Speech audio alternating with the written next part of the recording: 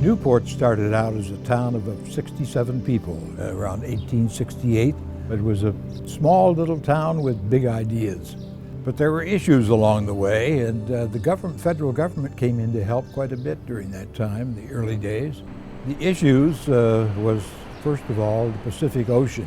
One big whirling mass of sea and foam and wind and the rest of it during winter times. It's a rough place out there. And the Army Corps of Engineers back early on decided that what was necessary along the coast, particularly in Oregon, were harbors of refuge, safe places where boats could come in and out and lives could be saved and all the rest of it. And Newport was all part of that early on, whose residents, by the way, thought of themselves eventually as becoming perhaps the San Francisco of Oregon.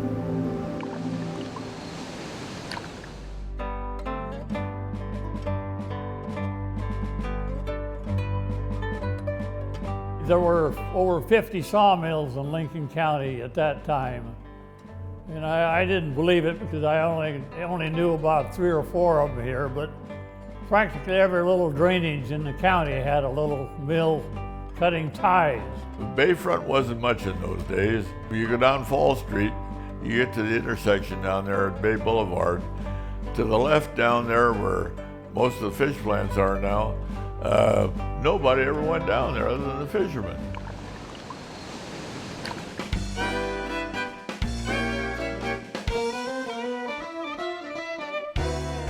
It was like a little bullet type trailer that had a little tiny horseshoe in it, and it was coffee and breakfast.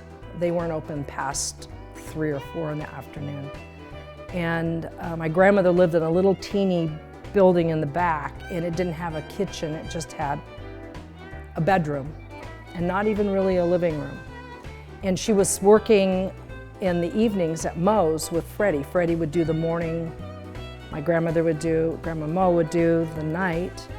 And Moe's was open 24 hours, so it was full of a lot of characters, a lot went on. When they filmed Sometimes a Great Notion, there was, I mean, the waterfront was such an amazing looking place, and there was so many characters. These eccentrics from Hollywood come, and they're just going, oh yeah, this makes us real people. You know, we hang around down here with these real people, and the, you know, the nightclubs and everything was rocking and rolling. I mean, everybody was, and there were a lot of these uptown people who were too good or too scared to come down to the waterfront, started coming down to the waterfront and hanging out.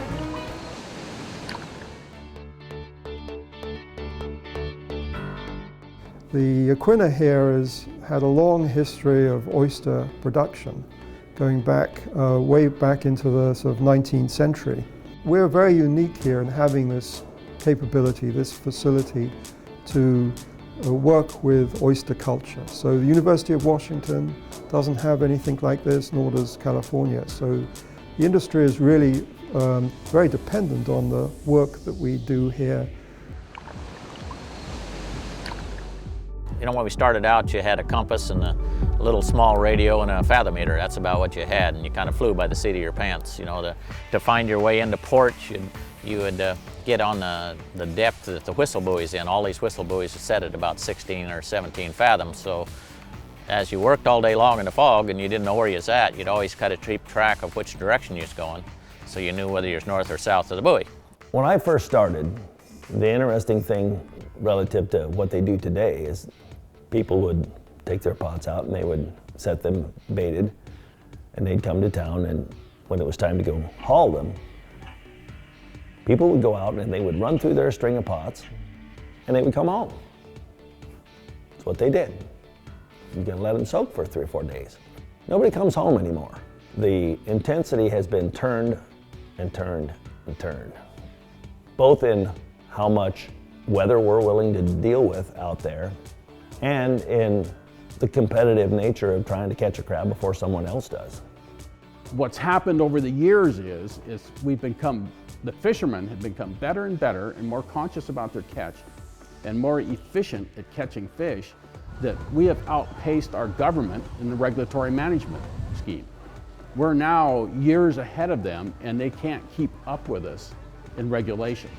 So we're always pushing National Marine Fishery Service as hard as we can to create new regulations because we're finding better ways to fish, cleaner ways to fish, more efficiently, but they can't keep up with us. They're still trying to manage the artifacts of the past.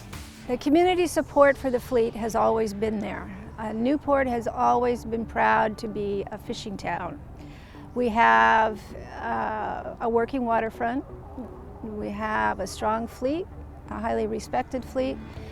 We have people in town that understand the importance of protecting infrastructure.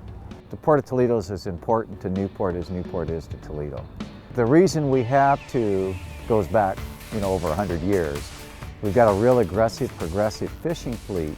The service industry grew alongside of the fishermen, and that's what's really unique about our area. You go to Astoria or Coos Bay, they don't have the marine service people that we have. We got some of the best. The goal of the port is to develop the infrastructure to support that. They provide the moorage, the fish plants, and that part of it, and the Newport terminal. But the actual work being done on the boats, the haul outs, that's being done up in Toledo here. So. And I was up in the glory hole, and upside down we went, and around and around. And I held my breath, and I could hold my breath a long time in those days.